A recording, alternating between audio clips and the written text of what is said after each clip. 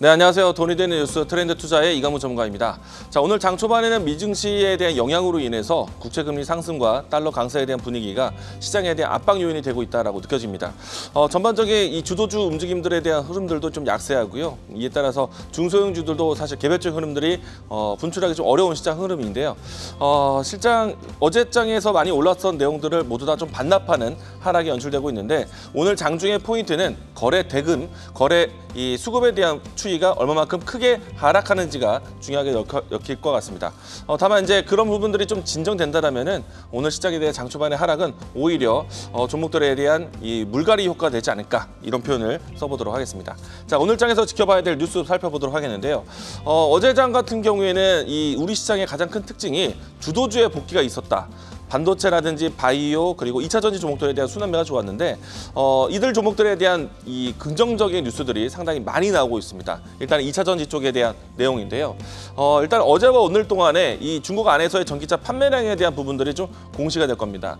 특히나 이제 중국 자체 이 자국 기업들에 대한 판매량이 크게 호조를 이뤘다는 부분들이 있었고요.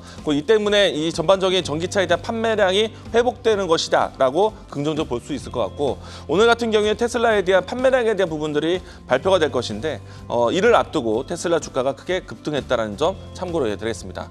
그동안에 이제 전기차의 판매량에 대한 둔화에 대한 부담감이었는데 이 불확실성이 해소가 되는지 향후 금리 인하에 대한 기조가 나온다라면은 전기차에 대한 판매량이 회복되는지에 대한 긍정적인 내용들이 지금 나올 것이다라고 해드리겠습니다. 두 번째는 조선사에 대한 수주가 어제도 크게 이루어졌습니다.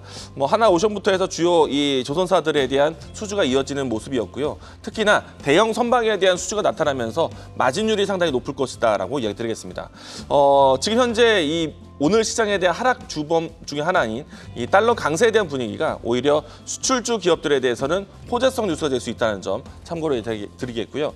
세 번째도 역시나 이제 수출에 대한 이야기 중에 하나인데 6월달 반도체 수출에 대한 크기가 역대 최대치를 기록했다라는 기사글이 있습니다. 물론 이제 판매량에 대한 추이도 늘어났고요. 그리고 판매 대금에 대한 추이가 상당히 급격하게 늘어난 것인데 최근에 와서는 차세대 반도체에 대한 수요가 늘어났기 때문에 마진율도 상당히 높았다라고 할 수 있겠습니다. 이로 인해서 이 반도체에 대한 내용들 포인트를 보도록 하겠는데요. 곧 있으면 삼성전자의 실적 발표가 나올 것입니다. 이번 주 발표인데요. 삼성전자의 실적 발표가 지난 마이크론 실적 발표와 함께 본다라면은 D램과 낸드 쪽에 대한 수요가 상당히 높아질 것이고요. 그리고 이제 지금 레거시 반도체, 범용 반도체에 대한 수요를 본다라면은 지금은 차세대 반도체, 미세화가 진행되고 있는 반도체 수요가 높기 때문에 아마도 마진율도 높을 것이고요. 그리고 이 부분 안에서 회복이 된다라면은 투자가 공격적일 것이다라고 드리겠습니다. 이 때문에 지금 삼성전자는 이 AD라든지 아니면 EUV와 같은 방막 기술과 노광 공정에 대한 투자를 굉장히 크게 할 것으로 이미 발표가 좀 되어 있는 상태이고요. 그리고 TSMC도 지금 삼성전자와 함께 파운드리 경쟁에 나서고 있는데 이나노 공정에 대한 투자를 크게 키우고 있습니다. 최근에 와서는 50조 원 투자에 대한 속도가 뉴스가 나왔었고요. SK이니스도 지금 이 반도체 미사화에 대한 투자가 진행되고 있는데 현재 나와 있는 기사글에 의하면은 EUV 노광 공정에 대해서 8대 구입을 준비를 하고 있습니다. 대규모 투자라고 할 수 있겠고요.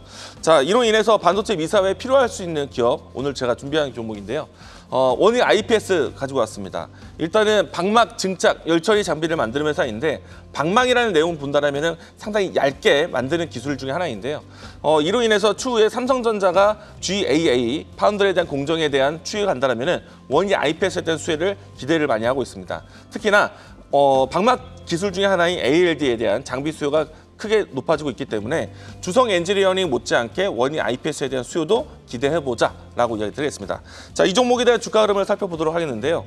지금은 이제 주가가 어느 정도 좀 가격적인 지지를 받아주고 있습니다. 지금 36,000원 라인대에서 지지선을 좀 유지를 하고 있고요. 현재 위치에서 추가적인 상승한 다음에 1차적 목표가는 4만 원, 손절 라인대는 31,500원 제시하도록 하겠습니다. 자, 돈이 되는 뉴스를 찾아뵙도록 하겠습니다. 지금까지 트렌드 투자였습니다. 계속해서 다양한 경제 이슈를 알고 싶다면 구독과 좋아요, 알림 설정 부탁드립니다. AI 캐스터 권미정이었습니다.